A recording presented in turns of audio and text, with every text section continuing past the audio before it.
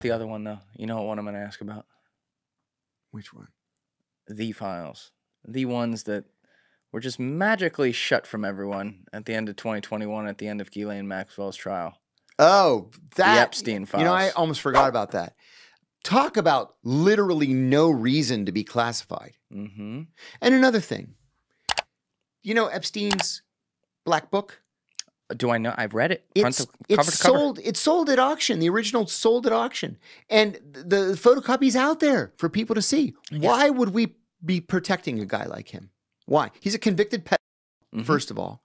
And probably way worse than just that. Yes. I think the evidence is pretty strong that he was way worse than that. He's a bad guy. I say all the time, and I'm going to repeat it here. I think the reason why even in death he's being protected is I believe pretty strongly that he was a Mossad access agent. As do I.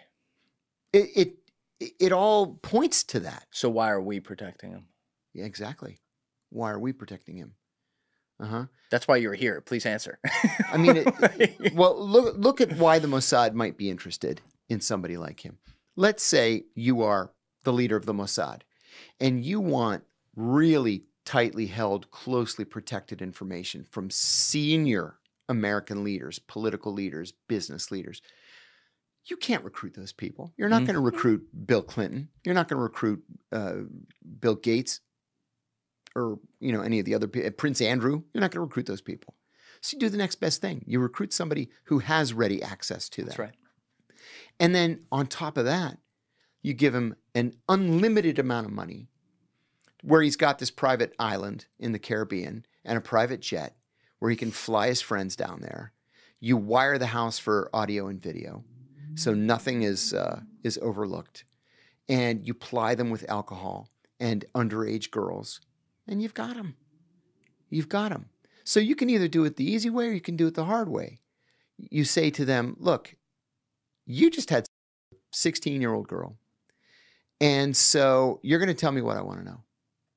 Or they know what the game is. They know what they've done. Otherwise, we wouldn't have people coming out and saying, well, I kept my underwear on. Remember that?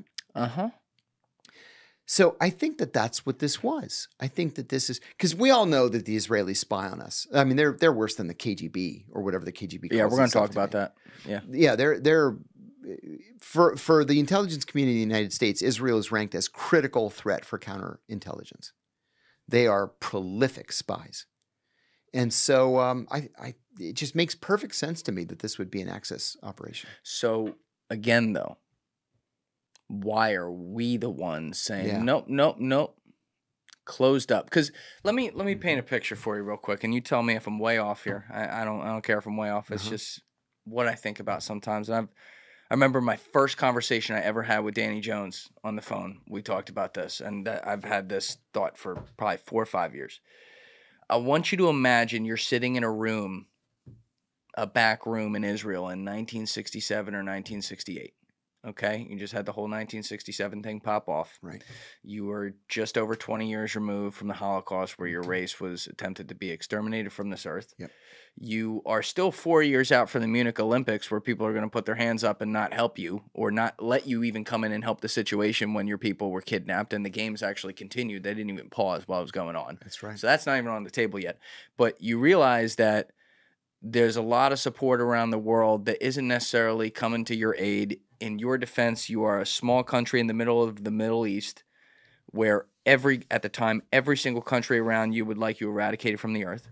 And in this room is only a handful of people.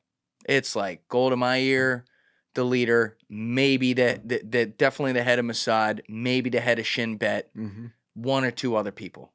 And you were sitting around, and mind you, in America, we think about everything tomorrow, the day after that. Maybe if we're a real long-term thinker, we're thinking about next year. Good point. Other places around the world, they think 200-300 years out. Certain places around the world, they're thinking thousands of years out. And when you have something like, the Jewish people who have been persecuted throughout time, stuck together very well, who just witnessed an extinction event happen, they are thinking thousands of years out to make this last. Their population have been decimated. That's why the Hasidic Jews have so many children. Yeah, sure. It's to repopulate. Another great example. So you have that thought in mind, and I say this because you're not thinking about what does Israel look like in 1987. You're thinking about what Israel looks like in 3027, and what your people, the diaspora, looks like around the world. And you say to yourself, it's now math. It's now a mathematical analytical trade-off. That's why you're in this job. You say to yourself, okay, how do we ensure our survival thousands of years from now? Well, we got one place that's a great friend, America. But they are geographically separated from us, and we're having some trouble getting them to come over here and help us on certain issues. We've had some tough back-channel communications with them. It's not really working as well as we want, and we know the people in Europe are good for nothing. So how do we make sure America is our best friend? Well, this is the dawn of the TV age. It's where pop culture kind of all comes together. It's post-Kennedy, who was a pop culture president. You have politics, you have entertainment, you have media, you have, business. All these things are interchangeable. And you say, okay, we need to make sure we get close to these people. And we need to make sure that when we get close to these people, we have some information that can make sure that they're there for us when we need them. And so they sit around the room and they say, all right, what's one thing people can't come back from? And someone raises their hand and they say murder. And they're like, no, that's been done before. People have come back from that. You can come back from that. And then someone in the room says, and you got to bleep this, Alessi, the kid.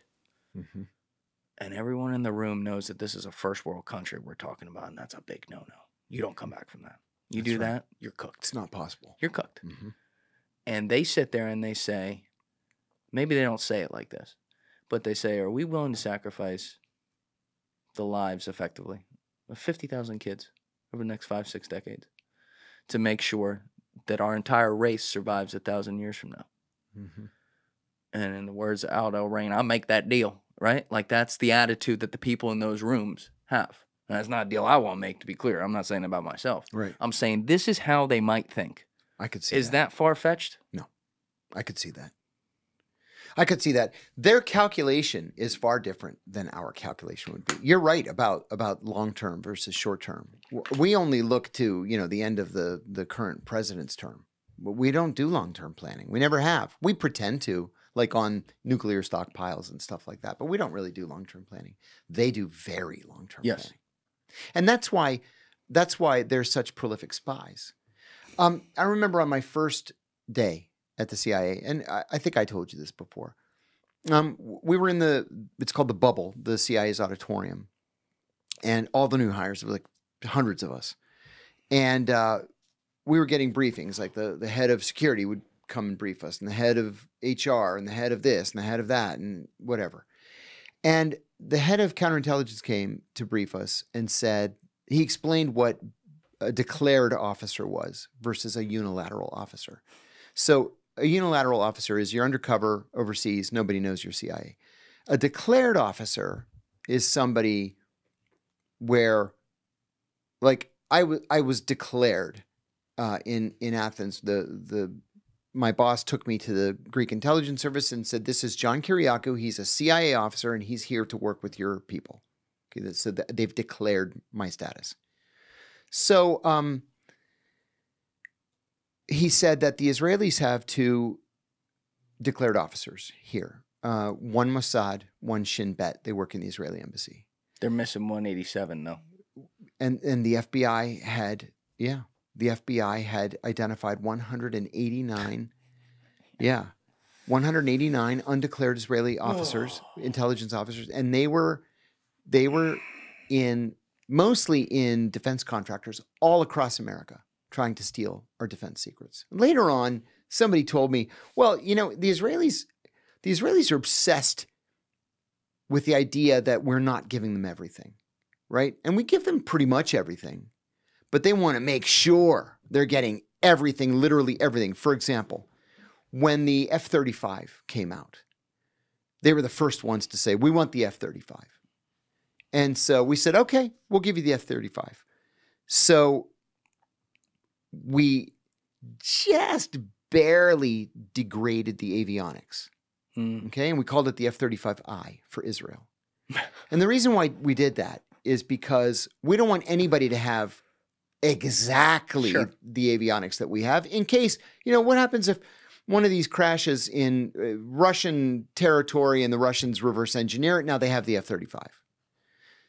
we did the same thing with the Emiratis, the F-35E for Emirates. So they said, no, we want your F-35, the same F-35 that you have. And we're like, no, we're not giving it to you.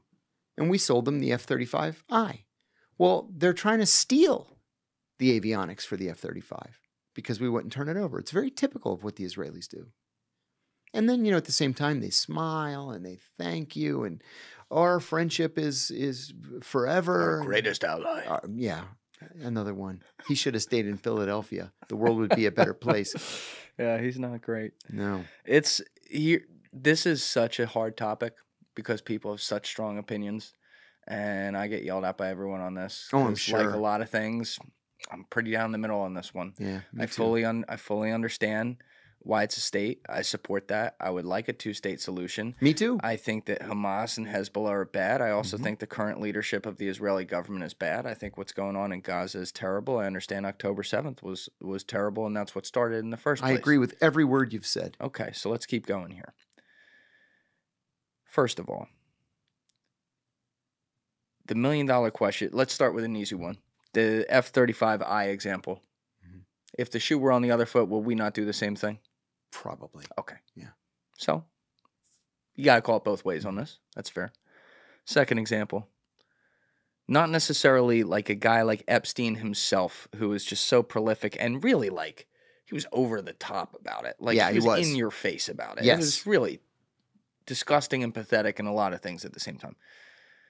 The types of things he did, though, that involved trafficking, human trafficking, let's call it what it is. Do we ever do that too? Not in my experience. I ask, when I speak at universities, as part of my standard speech, I ask this question. It's a hypothetical question. But I usually talk about ethics. And I say, imagine you are a CIA officer working overseas undercover, and you have recruited a bona fide terrorist, Hezbollah, Al-Qaeda, ISIS, whatever. It doesn't make any difference. And you meet with him monthly in a hotel room, let's say in Amman or Cairo. And this guy has given you actionable intelligence that you have used to disrupt attacks against the United States. The guy's the real deal. And you go to meet him one day, and he says, you know what? I've given you everything that you have wanted. So today you're going to do something for me. And I'm not giving you any more information until you get me a prostitute right now. Just a prostitute. Do you get him the prostitute? I always ask, show of hands, how many people would give him the prostitute? And usually about 75% put their hands up. Yeah, I'd probably make that deal. Yeah. And I say, yeah, you would. You'd give him the prostitute. It's nasty. It's ugly. But, this is the job that we've chosen. And that's her job, as long as she agreed to it, like on a business. Yeah. Okay. What if he asks you for a prostitute? Yeah, I knew it was going there. Mm-hmm. How many would give him a prostitute? That's where I can't and do this. They all look around. And then usually about 10% will put their hand up. And I say, absolutely not. Not under any circumstances. Let's talk about peptides for a minute. If you're like me, you're seeing them everywhere. Just because something says peptide on the label doesn't mean it's actually doing anything for you. That's where OneSkin's OS01 peptide is different. While some peptides just sit on top of the skin, OS01 goes deeper. It's scientifically formulated to penetrate the cells within skin's deeper layers, improving key skin health markers like collagen production, hydration, and skin barrier function. Not only that, OS01 is proven to remain stable from the lab to your countertop, so you get reliable results every time. Listen, if you're not getting results from your peptide, it might be time to take a closer look. All of OneSkin's topical supplements are backed by lab and clinical studies, and they're all powered by the OS01 peptide, the first and only peptide scientifically proven to target the senescent cells that contribute to lines, wrinkles, and thinning skin. Try OneSkin to get an exclusive 15% off your first purchase using code JULIAN at oneskin.co. Now, my favorite product at OneSkin is by far the OSO1 face topical supplement. I use this in the mornings and always at night. And it also smells really good, by the way. You put it on your skin, you get a good little feeling. But what this does is it helps reduce the lines on my face. And I've been using it now for, I don't know, maybe like 6 weeks, 7 weeks, something like that. And I do see a difference. Obviously, I got to look good on camera, so you know, we need stuff like this. So go get 15% off your first order of OneSkin products by using code Julian at oneskin.co. That link is in the description below. Once again, that's 15% off using code Julian at oneskin.co. After your purchase, they're going to ask you where you heard about them, so please support our show and tell them Julian sent you. Invest in the health and longevity of your skin with OneSkin. Your future self will thank you. First of all, from a practical perspective, he's not going to walk away. You're paying him thousands and thousands of dollars for his information. You're probably willing to resettle him if something goes wrong. But this is a child we're talking about. A child. The problem, though, is, and this is why I bring this up, there's no rule at the agency. Remember, your job is to break the laws of the country that you're in. You're committing espionage just having the meeting in the first place. So you've got to go into a career like this with your own set of moral values, with your own ethical standards. Deep down, we all know right from wrong. It's really not that complicated. You know that it would be wrong to do something like that under any circumstances. And sometimes people will say, well, greater good and all that stuff. And I say, no. In real life, he's going to give you the information. It's not about the child. He can go out and do whatever he wants in his own time. But you've got to draw the line between right and wrong because headquarters isn't going to do it for you. I think the incentive structure you point out in that example actually makes your answer make sense. I would believe that. But on a greater mission level, meaning like if it wasn't just some guy who you're already paying who says, you know what, go get me a kid. And you're like, fuck you, you're not going anywhere, right? If it was something where you were trying to infiltrate people who were involved with this kind of thing and you needed to not even create it yourself. You mean to disrupt a network? Sure. That a network that doesn't have to do with that, but they do this too. You're telling me, and I hope you're right too, because I would like to think we don't do this, but you're telling me that that would never happen? You know, I can't say with 100% certainty, but I can say in the 15 years that I was there, I never encountered anything even close. Yeah, I couldn't see you doing that. Never. Yeah, you wouldn't even do the torture. No, I wouldn't even do the torture. One guy asked me for a ton of money, and I'm like, yeah, that's a lot of money. And he says, well, I brought all my wife's gold jewelry. I said, what am I, a jeweler now? Yeah. Come on, you know the deal. You signed a contract. It's a big organization though, and we don't know how big it is. And I always ask that to be fair. There are a lot of sociopaths walking the halls. And you know that, you know, we're zeroing in on Epstein here because he was caught and he was here. Yeah. They're not the only ones who do that, man. You're absolutely right. There's a lot of agencies that do that kind of thing around the world. A lot. And that's where it gets messy. It's disgusting. It's horrible. But, you know, the fact that we are closing those files does tell me a lot. And it tells me that there's influence bought. You know, there has to be. Because, again, there is literally no reason, no legitimate reason for any of those documents to be classified. None. Yeah. Another argument that pisses me off with this, because I think people are looking at it the wrong way, is the whole AIPAC thing. So everyone complains about AIPAC, and they blame AIPAC. Right. And they blame Israel. Right. And I'm like, wait a minute. Blame the Justice Department and the Congress. Right. They're using the system Sure. that we allow to be used. Of course they're looking out for their own country's interests. It's like blaming rich people for taking tax deductions. That's what I'm saying. Don't blame the rich people. Fix the law. Exactly. Why don't we do that? Why is that not changed? Because, I mean, I'm going to be straight with you. When I look at Trump's current cabinet, there's 3 positions, and please correct me if I'm wrong here, that have the most impact on foreign policy outside of Tulsi Gabbard, okay, at DNI, you know, and Ratcliffe at CIA. There's the Secretary of State, the Secretary of Defense, and the UN ambassador, and we're one of like 2 countries that can veto anything there. Yes. I got a UN ambassador, Stefanik, whose #1 funder is AIPAC, who goes in front of fucking the Senate to get confirmed and tells Van Hollen did a great job with her. He didn't like try to bury her. He knew his shit, and she told him to his face that she believes that Israel has a biblical right to the West Bank, which is a war crime for everyone. It's a war crime. For everyone keeping track out there. I then have a Secretary of State, Marco Rubio, who's funded out by them. Yep. And then I have a Secretary of Defense, Pete Hegseth, who, not his fault. He just came from Fox News, so we can't see where he's funding. But when he's walking out of meetings with, I don't know, John Fetterman, a senator who's going to vote on him, what's the first thing he says? I was very glad I could sit down for the position of United States Secretary of Defense with a United States senator and discuss our greatest ally, Israel, and our unwavering support to them.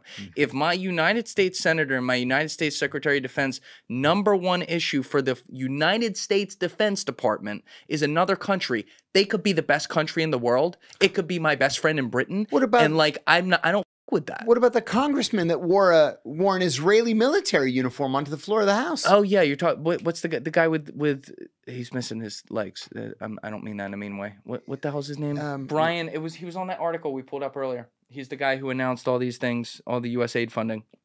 Brian, right? Man or it's short. Not man, it's... You have the link, Alas? Mars. The one I texted you? Yeah, that guy. What was it? Brian Mast. Yeah, Mast. He was wearing another country. Again, I don't have any issue. There's a lot of positive about Israel. But, if that were a British uniform, everyone would be up in arms. Yeah, they would be. Yeah. What the f***? Yes. It's unacceptable. Mm-hmm. Yeah, I couldn't agree more. I feel exactly the same way. And it pains me too that we are so willing as a country to just acquiesce to genocide. And even the act of moving Palestinians out of Gaza to develop the land, that is an act of genocide. Ethnic cleansing. Yeah, it's ethnic cleansing. Exactly. Why is nobody talking about this? You can't do it. I was talking to an Albanian documentary filmmaker just a couple of days ago, and he said, there's this idea being floated that they're going to move all the Palestinians to Albania because we're Muslim. And I'm like, Albania? I hadn't heard that. He said the Albanians are up in arms right now. Secular Muslims, too. Yeah, they're secular Muslims who don't speak Arabic, by the way. Yeah. And, there was talk early on, it came from the White House, of moving them to this island that's owned by Indonesia, and they could speak Arabic there. And then the third idea was to split them in half, and you put half in Jordan and half in Egypt, and both the Jordanians and Egyptians said, absolutely not. In 68, in September of 68, Palestinians were fighting Jordanian troops literally on the steps of the royal palace to take Jordan for themselves. Fully half of the population of Jordan is Palestinian.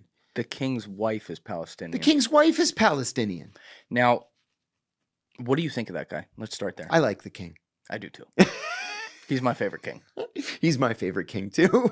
I know we fought a war over that here. I don't really fuck with kings and queens, but he's a gangster. When I was living in London, I used to see the Greek king, the exiled, deposed Greek king, in church on Sunday. The royal family gets the first row in the church. Yeah. And I used to think, you sorry bastards, you're not even Greek. You're Danish. You were imposed on us. That's right. They speak German. King Otto I, Orthonos, which isn't even a Greek name, they Hellenized it.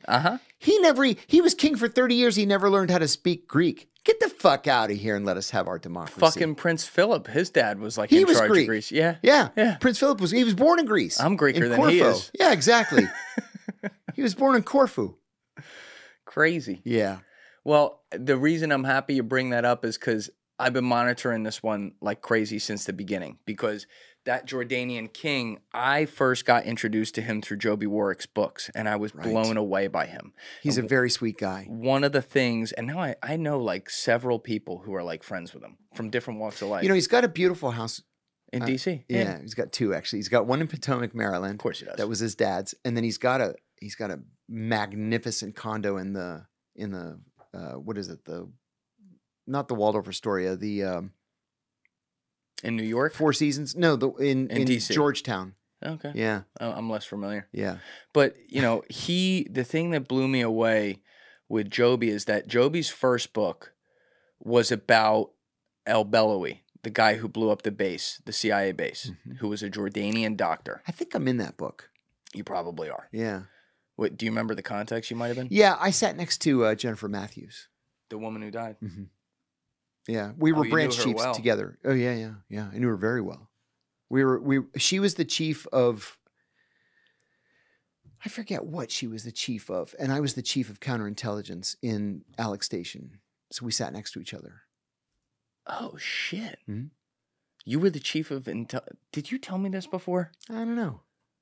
I don't remember. You were the chief of counterintelligence on the Bin Laden desk. Yeah. For how long? Oh, not long. From when I got back from the Abu Zubaydah operation to when I went up to the 7th floor as the executive assistant. Okay, so this is after 9/11. After 9/11. All right, I think we did talk about this. Well, but let's take a little side trip, though. We'll come back to the king. What was that like at that point? Because he's in the weeds. He's in the wind, I should say. Yeah, he was in the wind. So my job was to counter Al-Qaeda efforts to infiltrate the CIA. Al-Qaeda was infiltrated. Yeah. Did they ever successfully do it? No. But That's good. The closest they ever came was, unfortunately, the Khost bombing, where she was killed. Right. So source infiltration. Mm-hmm. Got it. All right. You know, may I finish Please. a couple thoughts on Yes. Jennifer? And I told Joby this when he was writing the book. Many of us were furious with the CIA, not with Jennifer. Jennifer fucked up, but it was not her fault. The CIA's got this rule, stupid rule, that in order to be promoted to the senior intelligence service, you have to have done a rotation in the policy community and a rotation in another directorate. So, like for me, I started in the DI, I went to the DO. And then I did a rotation to the State Department, where I was in the American Embassy in Bahrain for 2 years, and then I was the Iraq desk officer at State. Legitimate State Department jobs. So that made me eligible to be promoted to the Senior Intelligence Service. She had done a rotation at State, but she had never done a rotation in Ops. Well, post 9/11, everybody's like a chicken without a head, right? So if you're an analyst, a career analyst, she'd been in for 12, 15 years by then. You're an analyst and they want to move you into an operational position. You've got to go through something called the Operations Course Accelerated, OCA. So you skip all the CIA 101 silliness. This is what a cable is. This is what an operation is. This is, you already know all that stuff, so you just skip it. So instead of an 18-month class, yours is 6 months. And they teach you how to shoot and how to do the crazy driving and how to build a bomb and how to take a bomb apart and how to do all these different things in those 6 weeks. And then you go out to the field. So all of this, the weapons, the counter surveillance, all this stuff is fresh in your mind. But with Jennifer, they're like, oh my God, we need somebody to go to Khost, like right now. Hey, Jennifer, you need a rotation of the DO, right? So you can get promoted? Okay, shit. go to Khost. Can you go tomorrow? Oh. And they send her. She didn't know what the fuck she was doing. She didn't have any experience at all in operations. 0 experience in operations. She was brilliant and a great analyst, but they didn't train her to protect herself. And the next thing you know, we get this volunteer, and he's Bin Laden's doctor. And oh my God, it's amazing. al-Belawi. Yeah, Belawi. And so this is going to be the greatest source we've ever had against Al-Qaeda. And it just fell into our lap because he just volunteered. And let's bring him onto the compound. And then they learn, well, it's his birthday, right? So we're going to bake him a cake. We're going to bake him a cake and sing happy birthday. Oh, you know what would be a better idea? Let's meet him outside the hard line. Let's meet him where we can't be protected, because that'll show him how much we like him and how grateful we are for his information. And we'll give him the cake. So everybody leave your posts and let's all go out to the car. Now, as crazy as this is so far, he gets out of the car and he's muttering to himself, Bismillah ar-Rahman ar-Rahim, alhamdulillah, maliki yawmiddin. And that wasn't alerting to anybody? What does that mean again? In the name of God, the merciful, the compassionate, there is only one God, and he is God, and Muhammad is the messenger of God. Yeah. Yeah. That's not what you want to hear when they're standing there with a fucking birthday cake. No. and then he blows everybody up. Yeah. It was the worst. It was the worst deadly attack in CIA history. We lost more people that day than in any other day in the history of the CIA. This is like, what, like 07? Mm-hmm. So you were out. I was out. I was at ABC News then doing counterterrorism commentary. Got it. That's where your timeline picks up. But so you were with her, though, on that desk for a little while. Yeah. Yeah. What was that desk like? Busy. Yeah. Oh What kind of leads were you getting on them? Because no one knew at that time. No, most of what we were getting was shit. You know, you get, when I was in Pakistan, I used to get these people all the time, walk-ins. Yep. So a walk-in is somebody who literally walks in off the street and says, I have intelligence that I want to share with the CIA. Okay. 98% of the time, it's a lunatic, right? 1% of the time, it's either what's called an intelligence peddler, which is somebody who actually has a nugget of interesting information.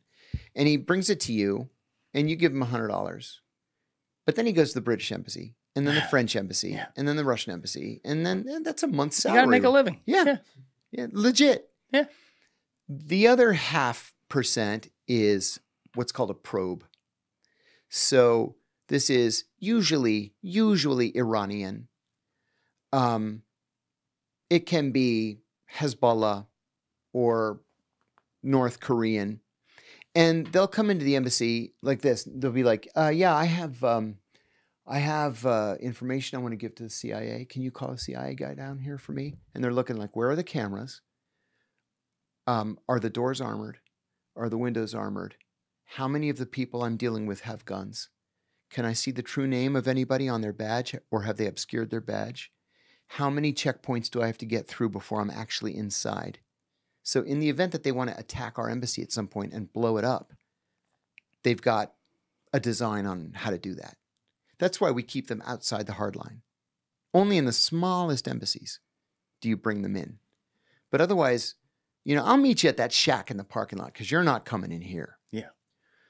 But then the remaining 1% is the real deal.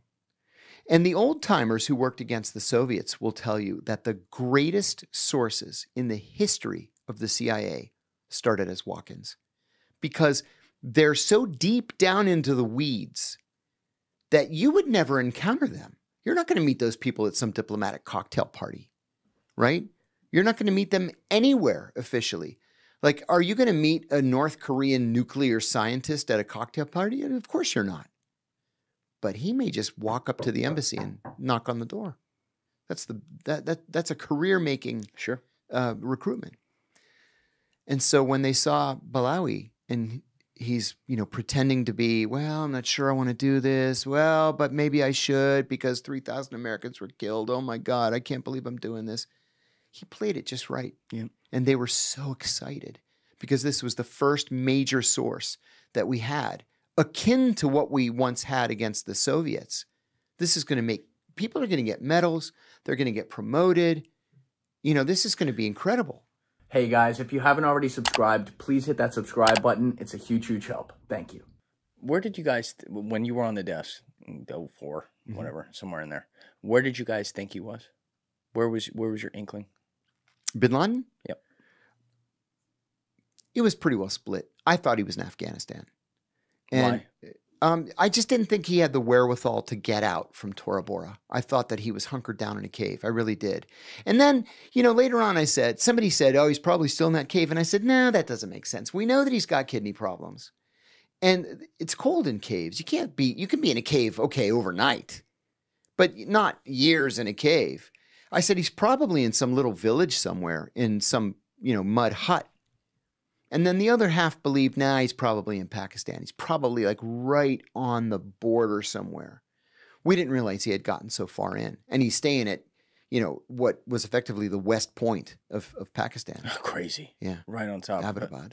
That's nuts that you You were on know, that desk. can I go back to John Kerry? You can for do one whatever you minute? want, 'Cause John. You've just reminded me of something, or I've reminded myself of something. He Abbottabad. asked me like I'm going to say no, fuck you. One of the things I told Kerry early on he told me, hey, we need to come up with some investigations. This is when I thought he actually meant it before I learned better. Yeah. And I said, are you planning any international travel? And he said, yeah, I want to go to Pakistan and Afghanistan. I said, okay, I'll go with you to Pakistan and Afghanistan. But I think what we should do is the doctor that led us to bin Laden. Do you remember the story of the doctor? We recruited a Pakistani doctor to go to Abbottabad. Let me back up. Yeah. So we've got drones, and the drones are flying over Abbottabad. We had a source who said, hey, you know, there's a guy in Abbottabad, and he's really tall, and he just walks in circles in the backyard. Never leaves. Just walks in circles in the backyard. So maybe it's bin Laden. And we said, yeah, maybe it is. Maybe it isn't.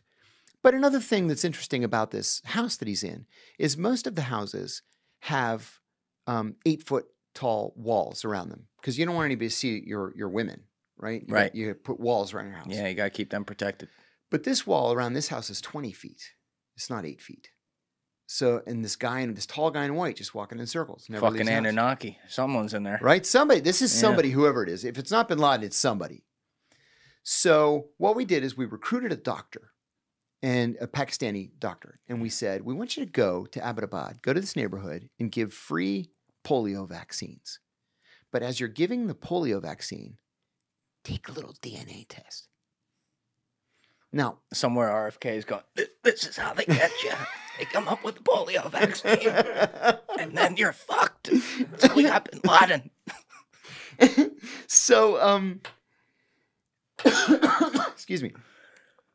The bin Laden family was deeply ashamed of what Osama had done. So they offered us their help. And we said, well, what would be nice would be a DNA sample. So in case we kill him and we blast him to 1 million pieces, we can pick up a piece of meat and run a DNA test and we confirm that it's him. That was a nice flex you just did, by the way. That was why I laughed. He showed me something. But go ahead. I thought you'd get a kick out of it. Yeah, I love how you just like, don't stop the story. Just keep going. He'll laugh. So we had the DNA profile of the bin Laden family in general. So we recruit this doctor. He goes in the neighborhood, hey, you know, playing the music. No, there's no music. Like a ice cream truck. I would have gone with it. Free polio vaccines for everybody. And these women bring the children out, and he gives the polio vaccine, and he takes a little DNA. We run the sample. Bin Laden family. So they had called him the walking man all this time. And it was then that they were able to confirm it was him. So Obama sends in the stealth helicopters. They kill him. They take the body. They take the wives. The rest is history. So I said to Kerry, this is 2009, the Pakistanis arrested that doctor. They charged him with espionage. This is before he's killed, because he's killed in 2011. Correct. Right? Yeah.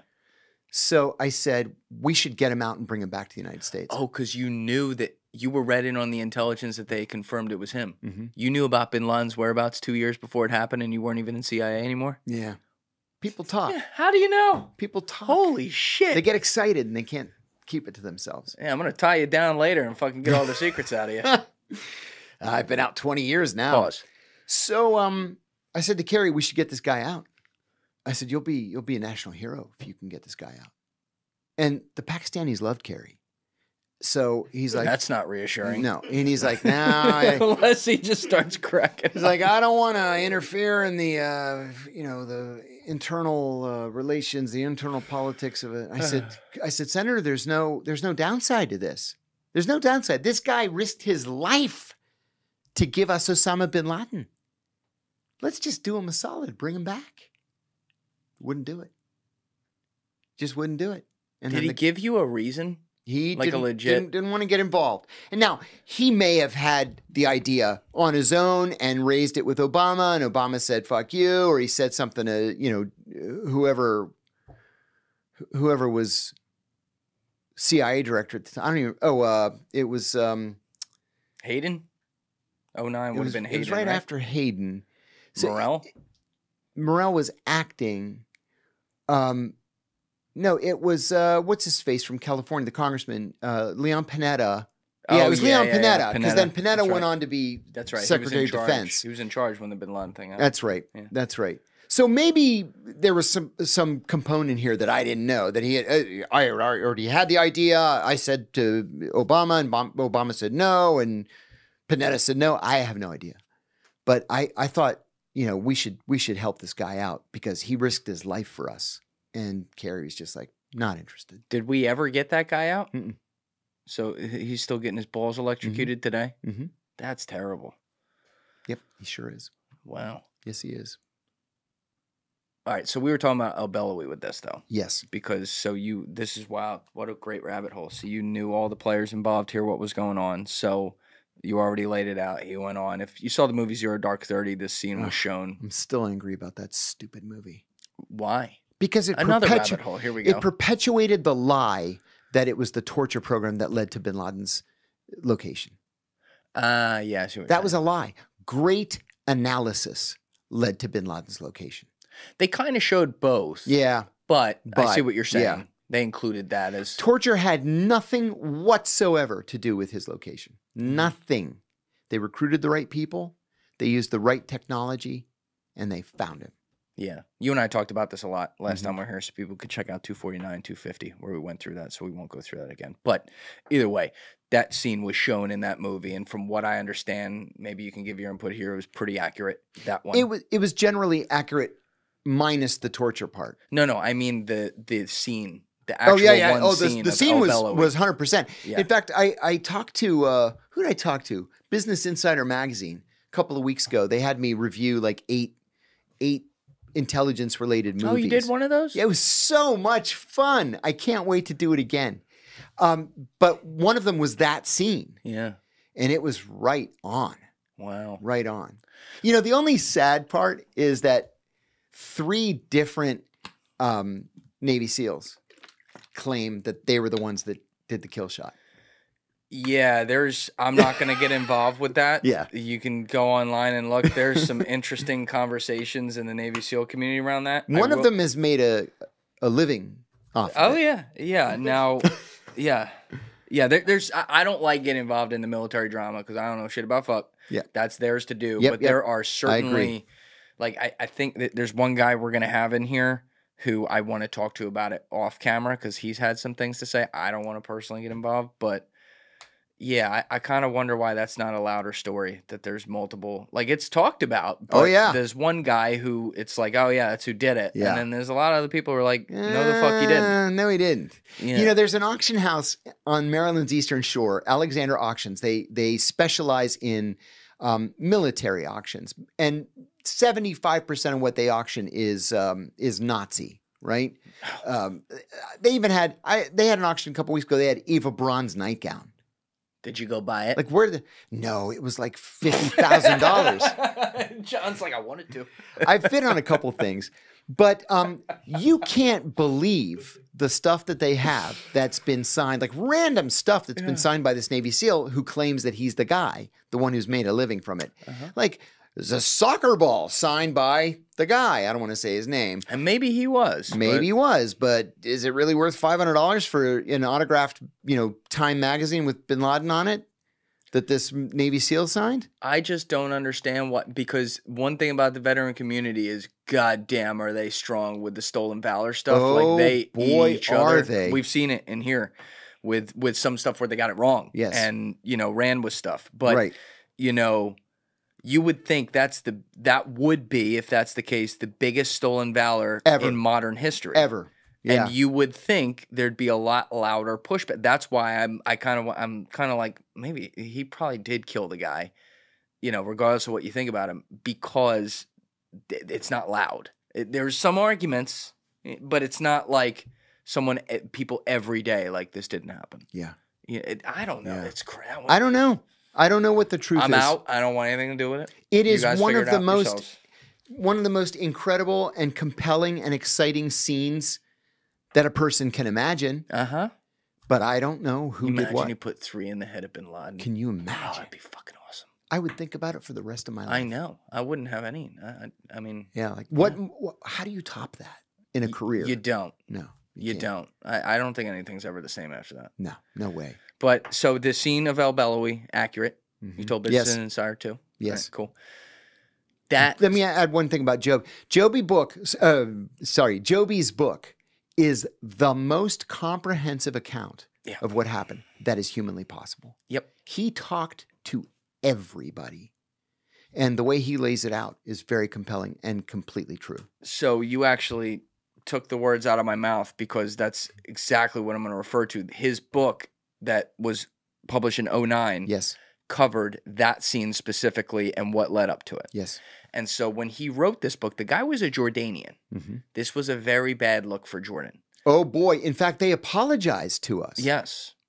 And Joby wrote the book like he does, fairly, just reporting. He's a great storyteller, but Joby's not the guy who says, fuck you. No, No, just the facts. So he writes this book, and two things happen. Number one, El Beloui's father, who did not feel the way El Beloui did and was embarrassed of what happened, put the book on his mantle because he said it was written fairly. Wow. Or whatever. That's incredible. The second thing that happened, obviously this whole thing's a very bad look for the king. And it was not written nicely to the king. You know, it's reporting things that are not good for the Mukabarid, and obviously the things that slip through the cracks here. The king hit up Joby and said, hey, you could have been an asshole about this. You could have injected a lot of opinions in there. This is a really bad look for me. But you did this the honest way. It is a bad look for our country. You know, we fucked up this, or that. I appreciate the fact that, you know, you did it in a professional way. So if you are ever writing a story in the future and you need some help getting sources, you call me and I will do that for you, which then ended up being the book on ISIS, which won him the Pulitzer. Oh, my God. And once again, the first chapter, really bad look for the king. And the guy is still friends with Joby and everything, which tells me he respects in some way the relationship of, you know, what's supposed to be like the fourth estate of life. Yeah. Right? And so I have followed the guy religiously since I read that book years ago. And I just found him so interesting. So, what, you know, he speaks perfect English. Perfect. He's Western His trained. English is as good as ours. He's this brilliant guy. He also, I like this about him, never wanted to be king, never thought he was going to be. No, it was supposed to be his uncle. Yeah, and then it was supposed to be his older brother. And his father's on his deathbed and says, no, fam, you're doing it. Switched it up. And he was like, what the fuck? And then his dad died. That's that. Yeah, it was shocking. So the guy, you know, he's been king now for 25 years or whatever. First of all, every major event, he has been the Nostradamus on. He play-by-played how Iraq was going to happen when he was talking with the U.S. in 01 and 02. Smart. Right? Like, he gets so much. I'm sure he's got some shit wrong in there, but, like, he gets a lot right. And he understands the Middle East so well. And so right when October 7th happened, I was turning right to him. Like, all right, what's this motherfucker going to say about this? His wife's Palestinian, so he's got a little feeling there. She's stunning, isn't she? She is. Queen Reina, right? That's what it is. So he was at some conference or something. This is like 2 weeks after October 7th, and he gives these long comments on this. And one of the questions that he was asked, and we actually had a clip go viral where I was explaining this last year, and a lot of people didn't know this, but one of the questions that he was asked was, will you commit to taking in Palestinian refugees? Right. And he said, I'm glad you asked that. No, I will not. No. Or I think they said to him, why have you said you won't do that? I think it was like a leading question because he had said, like, he won't do that. He said, if I do that, you know, because he has an allyship with Israel, but that doesn't mean, just like, you know, someone might not like our president at a certain time. It could be the same with him.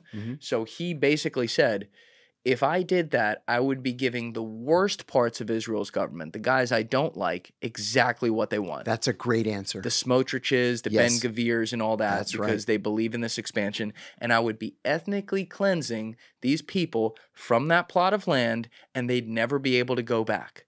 And now, like, I was telling people about this, and I felt like this was one topic on this issue people weren't talking about a lot. And now it's being talked about all the time, because now you're seeing it play out. And there was, like, you know, Netanyahu, two things happened. Netanyahu, this is what I want you to respond to. Netanyahu comes in, meets with Trump.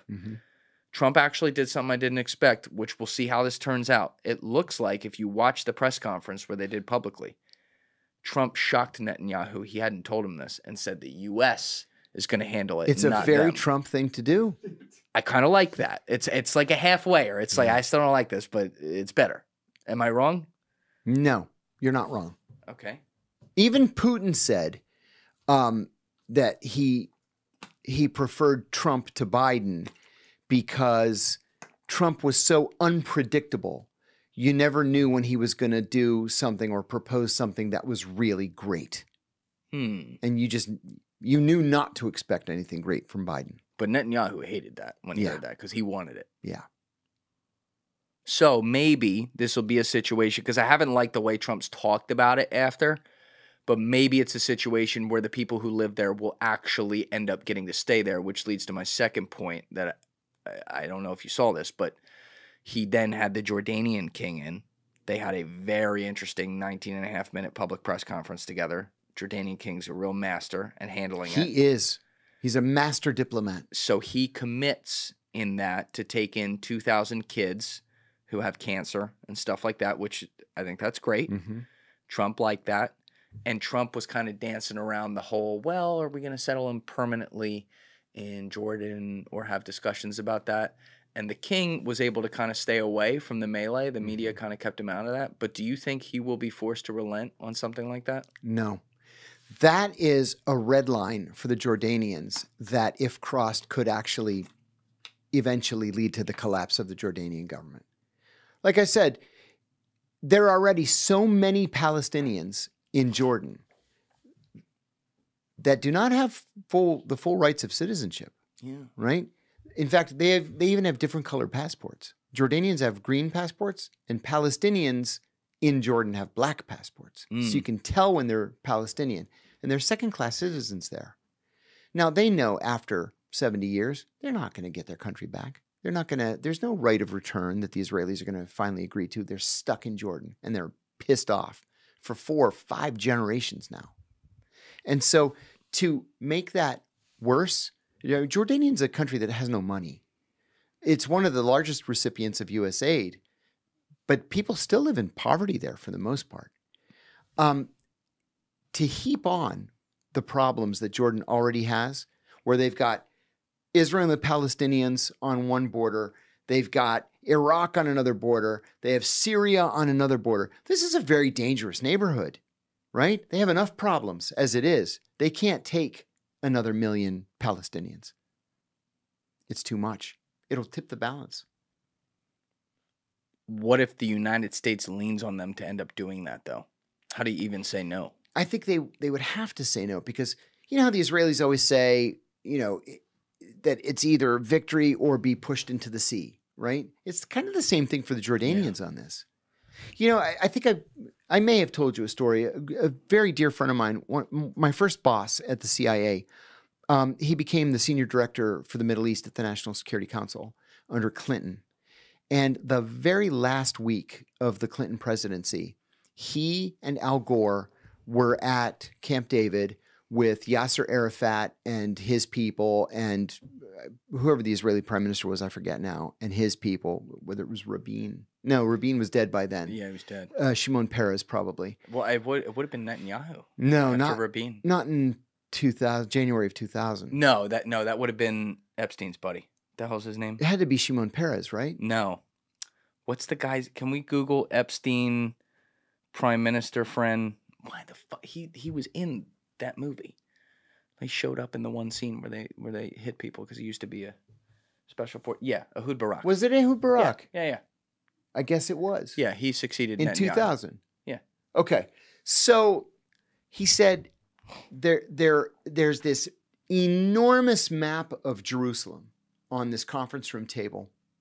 He said they're so close to peace. They're literally dividing Jerusalem block by block with a Sharpie. And they finish. And they come to an agreement. And Al Gore says, "My God, we have peace." And Arafat says, "I can never sell this to the Palestinian people." And he starts to walk out. Yeah. And Gore runs out after him. And he said, "You can't just walk out. If there's something that you're having second thoughts on, tell us. We'll renegotiate it. We can't come this close to peace and just let it fall apart." And he said, "I could never sell any agreement with the Israelis to the Palestinian people. And that was the end of it. This is where I always defend Israel with this stuff. These are the realities they do face. These people will be like, you're right. nowhere. You're right. And what we're talking about here is a legitimate and viable two-state solution. Yes. And it was the Palestinians that walked That's away. right. And that has happened again and again. And now listen, if there are a lot of Palestinians who live there who may not have voted for that leadership or were pressured into voting for that leadership, I have tremendous empathy for that. I know that's a real thing. Totally agree. But the people who have been given the power or taken the power to be in charge, whether it be Arafat and the PLO or, what we've seen in Gaza with fucking Hamas. Yeah. These are not good representatives. No, you've got Mahmoud Abbas, who's 16 years into a 4-year term as president. And you've got a bona fide terrorist group in Gaza. So, I mean, what do you do now? Like the Israelis, I went to Israel twice in 2022 for work, both times. It was, I had never been to Israel before. Never. Been to 72 countries with the agency. I had never been to Israel. So I went as a journalist. An incredible, absolutely incredible, transformative place. Beautiful place. I've been. It's the best and the worst of what the Middle East has to offer. That's a good way to put it. And I was just struck by it. And I went for the election. The Israelis are adamant about the death of the two-state solution, right? There will not be a two-state solution. Well, there is already the one-state solution, and that's not working out very well, is it? Right? And I was talking to a former ambassador just the other day, and he said, why aren't we talking about the three-state solution? He said, the Gaza Palestinians and the West Bank Palestinians have literally nothing in common. Yeah, they're literally geographically separated. Yeah, they're geographically separated. Yeah. They're even kind of ethnically separated. Right? The Gaza Palestinians have more in common with the Egyptians than they do with the West Bank. Interesting. Yeah. I know that. And they don't really like each other. And politically, they're at odds. Yeah. So he said, I think we should be having a conversation about a three-state solution. And I think he said that a three-state solution would look more like Bosnia-Herzegovina, where you look at the map and it's all these little dots, these little islands. Like here's Bosnia, but all these little dots either belong to Serbia or Croatia. It's like a map made of Swiss cheese. Yeah. But it works. It works, but there's not. This is the whole. Here's where I'll push back on that. This is the holiest land in the world. See, that's the problem. People get weird about it, and it's like, this is where I see it from Israel's perspective for sure. It's my friend Eric Zuliger has a great quote. I say it all the time. He said, "People are not their governments." I would never want to be fucking co-signed to Dick Cheney and George Bush and what they did, right? And I understand why other people might take the easy way out around the world and do that at that time, when they were around. But you have a lot of Israeli people who don't support their current government, and even people that may have voted for that because it was the least of what they viewed as two evils. They're not bad people at all. Right. So I'm thinking about Israel after that government, when there's a more moderate government or something more reasonable. Yeah, the most that Benjamin Netanyahu has ever won has been like 27%. I didn't even know that. They have so many political parties in that country that they have these governments that are made up of a half a dozen or more different parties. Yeah. Yeah. But my issue there would be, even though the two places don't see eye to eye, I did know that. I didn't know they were like ethnically different. I got to look into that more. But I know the two areas don't see eye to eye. You have PLO and Hamas, and they're very separate cultures.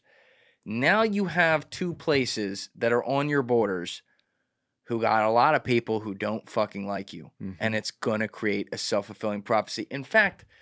And that's the Israeli argument. But that's the thing. They have a good argument here. When you look at Gaza, I almost, not now, but back then, I actually see it the way Netanyahu saw it in 2003. And bear with me here. He left the finance ministry. He was the finance minister. He was actually a very successful one. He was good at that job in protest over giving Gaza up. And he told them, he warned them for, the 2 years leading up to it, if you do this, I will leave. And he left. And you know, he was an OG on this because he said, all right, you're going to have a border with people who fucking hate you. Imagine if instead of Mexico, we had Iraq as our border in 2006. We'd have the biggest, most beautiful border wall you've ever seen in your fucking life. Oh, yes. Okay? But you created a 20-mile by accident prison because north border, Israel. East border, Israel. South border, the Sinai, which is owned by Egypt but run by terrorists who don't like the Palestinians. That's right. West border, the fucking sea, which the coral reef is where you get all the fish, is 9 miles out, which is Israeli territory. So there's no fucking fish. That's exactly right. Right? Yes. So you created nobody knows this. that. Yeah, but I've heard this before. Yeah, it's true. Over the years. It's true. You can't fish. So how do you, if you're Israel, how do you not create that? You're trying to throw them a bone, give them land. But you then create a space where... Well, there was an idea that came up in the early 1990s. What's that? It was a Saudi idea. The Saudi idea was to use Saudi money to build a port and an airport. So you can close them all off. You can run a border fence or wall, you know, a mile out into the sea. You can mine the area around the border, do whatever you want, have ships off the coast, but let them at least trade. You build them a port so they can have ships coming in with food and medicine and whatever, you know, going out with whatever products they can make in Gaza. I have no idea, you know, what that could be. And an airport that would connect them with the rest of the world. And the Israelis said, absolutely not. Why? Now that's stupid. I know. Why'd they say no? Because they wanted it? In 1991, I think they hadn't gotten there yet intellectually. You know what I mean? But things have become so desperate in the intervening years. I mean, we're talking about 34 years ago. Things are so desperate now that unless you want to just complete this genocide that you've started, you're going to have to throw them a bone. What about 05? Why didn't they bring that back up? Yeah, that's a good question. I don't know. See, there's not a defense for that. That's the kind of stuff there's not a defense for. That's right. On the broad basis, I understand why they're like, well, we can't really let them in here because, you know, you're letting in, it's like Swiss cheese in the wrong way. Yeah. I get that. It's just, goddamn, that's one of the most cynical situations in the world. Awful. Just awful. I just don't know if it'll ever get solved. Yeah, I have to agree. But you guys, you started to say this earlier, and it was very interesting. You had a very telling 30 to 35-minute segment with Danny Jones and Andy Bustamante where the two of you, who were from different eras of CIA, told the same story about how this is behind the scenes with, you know, the frenemies kind of thing that's going on. You already started to say there were red lights. You know, you're told that day one, it's like you see China, you see Russia, you see Israel as like spy threats or whatever. That's right. So people at CIA, I would imagine, have a love-hate relationship here. Is that fair to say? It's mostly just a hate relationship. I never met anybody at the CIA who was pro-Israel. Never. Not one. Not a single person. Thank you guys for checking out this clip. If you haven't already subscribed, please subscribe and hit the like button on this video. It is a huge, huge help. And if you'd like to check out this clip's full podcast episode, that link is in the description below or right here. And finally, you can follow me on Instagram and X by using the links in my description below.